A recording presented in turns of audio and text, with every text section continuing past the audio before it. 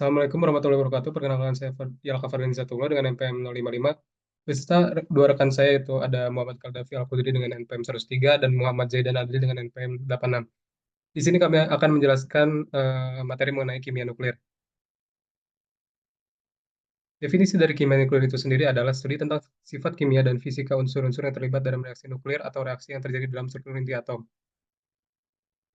Nuklir dalam kimia dan fisika ini berbeda. Jika dalam ahli kimia menggunakan kompleks masalah yang banyak, sedangkan dalam fisika mengukur fisik mempelajari sistem yang lebih sederhana dengan beberapa benda metode yang tepat dan ketat. Radioaktif. Inti dapat mengalami reaksi yang mengubah jumlah proton, jumlah neutron, atau keadaan energinya. Banyak partikel yang berbeda dapat terlibat, dan yang paling umum adalah proton, neutron, positron, partikel alfa, partikel beta, dan sinar gamma. Yang pertama ada partikel alfa, yaitu semua inti yang lebih berat daripada bismut menunjukkan kemungkinan peluruhan alfa. Selain itu, beberapa inti tanah jarang juga peluruhan dengan emisi alfa. Ada hubungannya yang sangat erat antara energi partikel alfa dan waktu paruh inti yang membusuk. Sifat dari partikel alfa ini terdiri dari 4 buah nukleon, yaitu 2 proton dan 2 neutron menjadi inti helium. Sifat yang pertama yaitu daya tembus di udara 4 cm atau tidak tembus ke atas. Yang kedua, lintasan partikel alfa tidak mengalami pembelokan karena massa partikel alfa lebih besar dari massa elektron. Kemudian ada partikel beta, yaitu merupakan partikel yang dilepas atau terkumpul pada suatu nukleon inti dan dapat berupa elektron bermuatan negatif, elektron bermuatan positif, atau elektron capture. Dengan sifat daya tembus 100 kali partikel alfa menyebabkan atau yang dilewati reionisasi.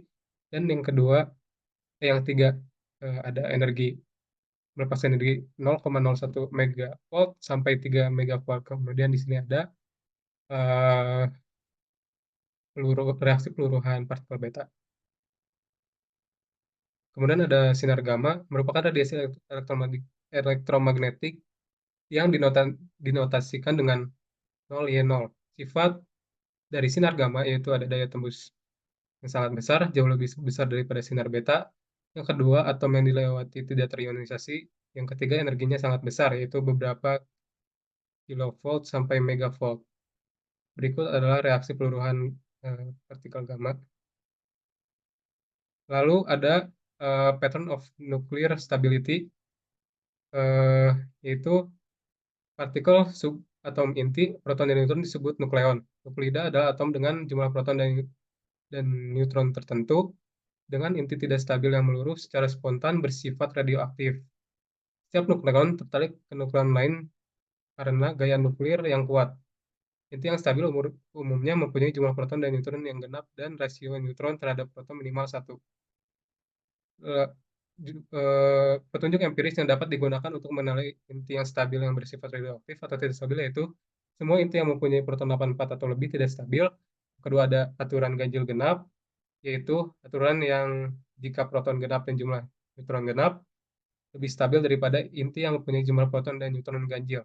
Yang ketiga, ada bilangan sakti atau magic numbers, yaitu nuklida yang memiliki neutron dan proton sebanyak bilangan sakti umumnya lebih stabil terhadap reaksi inti dan peluruhan radioaktif. Berikut adalah bilangan sakti tersebut untuk neutron dan untuk proton. Kemudian selanjutnya akan diteruskan oleh Pak.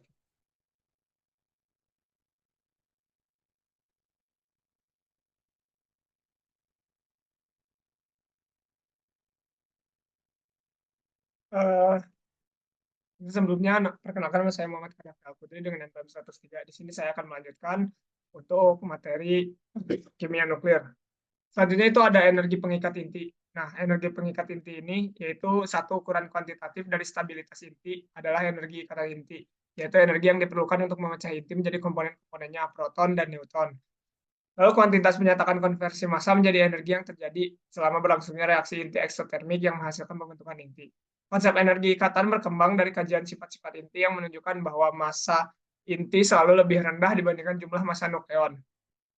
Lalu di contohnya itu adalah isotop fluorin. Intinya memiliki 9 proton dan 9 elektron, lalu 10 neutron dengan massa atom yang berukuran sebesar 18,9984 SMA. Setelah itu analisis perhitungan teoritis massa atom. Nah, massa atom ini dengan perhitungan sebagai berikut. Nah, harga massa atom F ini berdasarkan perhitungan ternyata lebih besar dibandingkan dengan massa atom yang terukur dengan kelebihan massa sebesar 0,1578 SMA. Lalu selisih antara massa atom dan jumlah massa dari proton, elektron, dan neutron disebut cacat massa.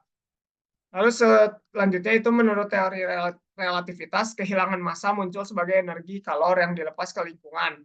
Banyaknya energi yang dilepas dapat ditentukan berdasarkan hubungan kesetaraan massa energi Einstein. Dengan contoh berikut, nah ini merupakan banyaknya energi yang dilepas bila satu inti fluorin dibentuk dari 9 proton dan 10 neutron. Energi yang diperlukan untuk menguraikan inti menjadi proton dan neutron yang terpisah adalah sebesar 2,37 kali 10 min 11 joule. Untuk pembentukan satu mol inti fluorin ini, energi yang dilepaskannya adalah negatif 1,43 dikali 1000 dikali 10 pangkat 13 joule. Dengan demikian, energi ikatan inti adalah 1,43 kali 10 pangkat 13 joule untuk satu mol inti fluorin, yang merupakan kuantitas yang sangat besar bila dibandingkan dengan entalpi reaksi kimia biasa yang hanya sekitar 200 kilojoule. Nah, selanjutnya itu ada radioaktivitas alami. Disintegrasi inti radioaktif sering merupakan awal dari deret peluruhan radioaktif, yaitu rangkaian reaksi inti yang akhirnya menghasilkan pembentukan isotop stabil. Misalnya adalah deret yang peluruhan uranium 238 itu menghasilkan timbal 206 yang stabil. Lalu pembelahan spontan hanya terjadi pada nuklida yang sangat besar dan membelah secara spontan menjadi dua nuklida yang masanya berbeda. Misal CF254 itu membelah spontan menjadi MO108 dan Ba142 dengan memancarkan 4 neutron. Kinetika peluruhan radioaktif ini, itu semua peluruhan radioaktif mengikuti kinetika orde pertama, sehingga laju peluruhan radioaktif ini pada setiap waktu T adalah seperti berikut. Dengan contoh yang seperti berikut. Lalu selanjutnya itu ada transmutasi inti. Nah, transmutasi inti ini adalah tahun 1919 ini Rutherford berhasil menambahkan gas nitrogen dengan partikel alfa dan menghasilkan hidrogen dan oksigen. Reaksi ini merupakan transmutasi buatan pertama, yaitu perubahan satu unsur menjadi unsur lain. Lalu pada tahun 1934, Irene Joliot Curie itu berhasil membuat atom fosfor yang bersifat radioaktif dengan menambahkan aluminium dengan sinar alfa yang berasal dari polonium. Beberapa contoh reaksi inti ini itu adalah penembakan atom litium 7 dengan proton menghasilkan dua atom helium, helium 4. Lalu penembakan nitrogen 14 dengan neutron menghasilkan karbon 14 dan hidrogen. Lalu penembakan aluminium 27 dengan proton itu menghasilkan magnesium 24 dan helium 4. Nah, selanjutnya itu ada keaktifan. Keaktifan ini suatu cuplikan radioaktif dinyatakan sebagai jumlah disintegrasi per satuan waktu. Keaktifan ini tidak lain adalah laju peluruhan dan berbanding lurus dengan jumlah atom yang ada. Nah, lalu selanjutnya ini adalah tentang dosis radiasi. Nah, untuk menyatakan jumlah atau dosis radiasi yang diserap oleh zat-zat yang ditetapkan satuan untuk dosisnya, di Amerika satuan dosis yang umum adalah rad dengan lambang Rd. Satu rad itu setara dengan penyerapan 10-5 joule per gram jaringan. Lalu untuk satuan SI-nya ini, dosis yang dipakai adalah Gray dengan lambang GY. Satu Gray ini setara dengan energi sebanyak 1 joule yang diserap oleh setiap kilozat. Radiasi neutron lebih berbahaya dari radiasi beta dengan energi dan intensitas yang sama. Untuk membedakan pengaruh radiasi digunakan satuan REM, yaitu Radiation Equivalent of Man. Lalu satu rad sinar alfa lebih merusak daripada satu rad sinar beta. Oleh karena itu, rad biasanya dikalikan dengan faktor yang mengukur kerusakan biologi relatif yang disebabkan oleh radiasi.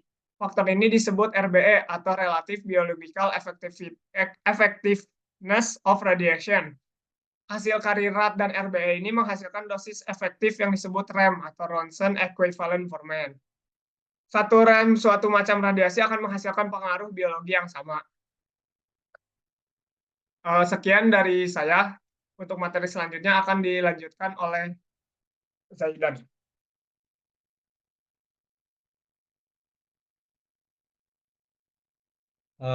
Punten sebelumnya izin melanjutkan. Nama saya Zaidan, NPM 086. Lalu ada fisi inti. Fisi inti atau reaksi fisi adalah proses di mana suatu inti berat membelah diri membentuk inti-inti yang lebih kecil dengan massa menengah atau satu lebih neutron. karena inti berat kurang stabil dibandingkan produknya. Proses ini melepaskan banyak energi. Lalu sebagai contoh, ada yang dihasilkan pada pembelahan 235 gram, 235 adalah ekuivalen dengan energi yang dihasilkan pada pembakaran 500 ton batu bara.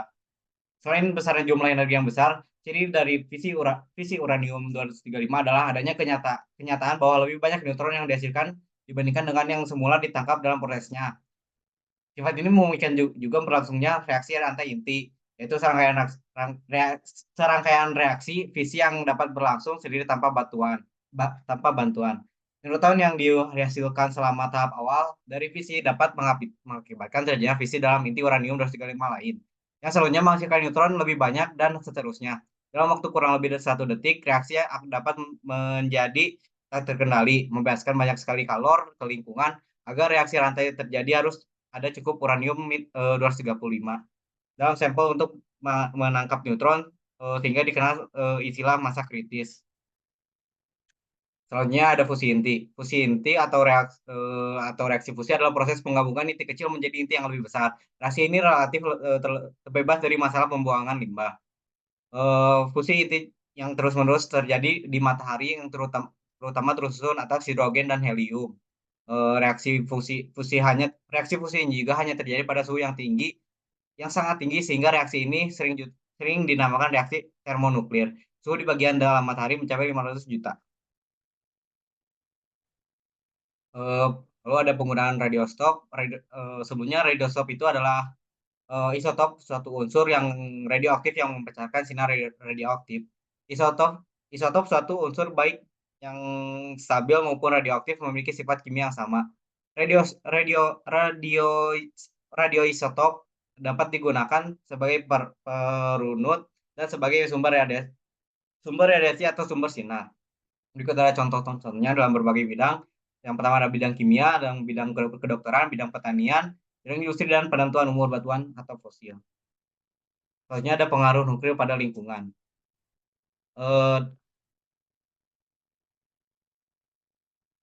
Nuklir dalam pemanfaatannya memiliki pengaruh dan negatif. Pengaruh positif pemanfaatan nuklir adalah pemanfaatan energi nuklir, dampak positif dan negatif pada lingkungan. Berikut adalah beberapa aspek yang perlu dikembangkan. Ada yang dampak positifnya, ada pembangkit listrik tenaga nuklir, lalu ada pemanfaatan lain seperti dalam bidang pertanian, peternakan, industri, kesehatan, dan penelitian. Dan kelebihan energi nuklir itu sendiri, bahan bakarnya relatif yang sangat murah dan efisien, tidak memicu efek rumah kaca atau hujan asam. Radiasi nuklir digunakan dalam kedokteran nuklir dan terapi kanker. Lalu ada aspek ekonomis, itu bahan bakarnya relatif murah dan efisien. Lalu 1 kilogram uranium itu setara dengan 1.000 sampai 3.000 ton batu bara. Lalu ada radiasi nuklir dan ekosistem. Radiasi nuklir merupakan ancaman bagi ekosistem jika limbah nuklir tidak disegel dengan baik. Kontaminasi radioaktif dapat menyebar ke seluruh lingkungan. Lalu ada ekosistem udara, tanah, dan air juga dapat tercemar dan membahayakan manusia dan makhluk hidup di lainnya.